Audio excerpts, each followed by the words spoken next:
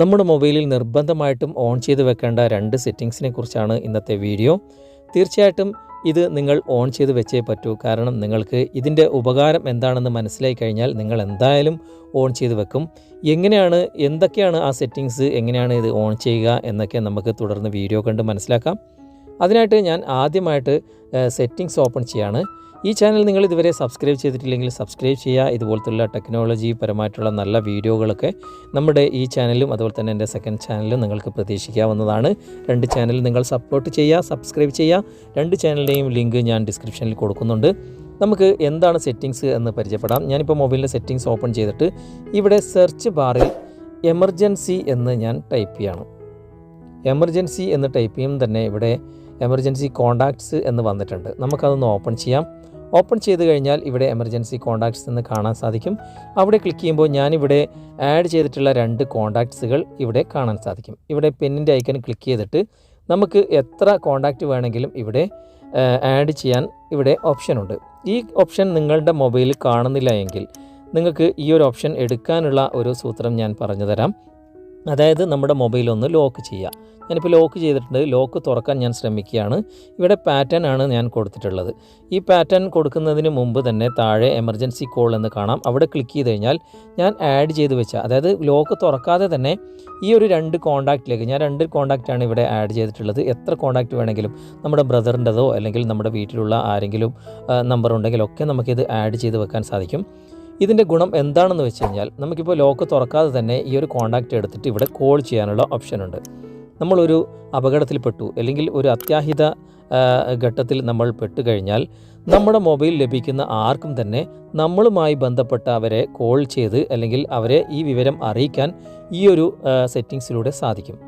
ഇതിലേക്ക് plus icon കാണാൻ സാധിക്കും. അവിടെ ക്ലിക്ക് ചെയ്തിട്ട് നമുക്ക് എത്ര കോൺടാക്റ്റ് വേണമെങ്കിലും ഇവിടെ ആഡ് ചെയ്യാനുണ്ട്. താഴെ നിങ്ങൾക്ക് ഇവിടെ കാണാൻ സാധിക്കും മെഡിക്കൽ ഇൻഫോ എന്നൊരു റെഡ് കളറിൽ ഞാൻ അവിടെ മെഡിക്കൽ ഇൻഫോ കൂടി ഇവിടെ ആഡ് ചെയ്തിട്ടുണ്ട്. ഇപ്പോൾ ഞാൻ അവിടെ ക്ലിക്ക് ചെയ്യുമ്പോൾ നിങ്ങൾക്കിവിടെ കാണാൻ സാധിക്കും ഏതെങ്കിലും മെഡിസിൻ ഉപയോഗിക്കുന്ന ആളാണോ, എൻ്റെ ബ്ലഡ് ഗ്രൂപ്പ് ഏതാണ്, അതുപോലെ തന്നെ എൻ്റെ അഡ്രസ്സ് ഏതാണ്, എവിടെയാണ് ഞാൻ താമസിക്കുന്നത്, അതൊക്കെ ഞാനിവിടെ ടൈപ്പ് ചെയ്ത് വെച്ചിട്ടുണ്ട്.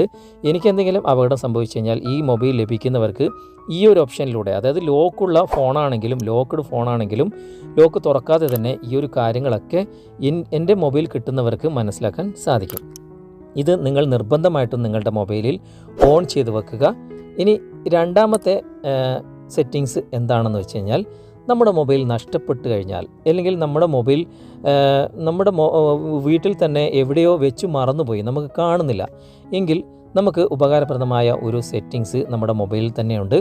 മൊബൈലിൻ്റെ സെറ്റിങ്സ് ഓപ്പൺ ചെയ്തതിന് ശേഷം നിങ്ങൾ ഇവിടെ സെർച്ച് ബാറിൽ ഫൈൻഡ് എന്ന് ടൈപ്പ് ചെയ്യുക. ഫൈൻഡ് മൊബൈൽ അല്ലെങ്കിൽ ഫൈൻഡ് മൈ ഡിവൈസസ്, എങ്ങനെ ഏതെങ്കിലും ഒന്നായിരിക്കും നിങ്ങളുടെ മൊബൈലിൽ ഉണ്ടാകുക. എൻ്റെ മൊബൈലിൽ ഫൈൻഡ് മൈ മൊബൈൽ എന്നാണ് കാണുന്നത്. അവിടെ നിങ്ങൾ ക്ലിക്ക് ചെയ്ത് കഴിഞ്ഞാൽ ഇവിടെ നിങ്ങൾക്ക് ഫൈൻഡ് മൈ മൊബൈൽ ഞാൻ ഇവിടെ ഓൺ ചെയ്ത് വെച്ചിട്ടുണ്ട്. നിങ്ങൾ അവിടെ ഒന്ന് ഓപ്പൺ ചെയ്യുക. ഏറ്റവും മുകളിൽ നിങ്ങളുടെ ഓഫാണെങ്കിൽ നിങ്ങൾ ഇത് ഓൺ ചെയ്ത് കൊടുക്കുക.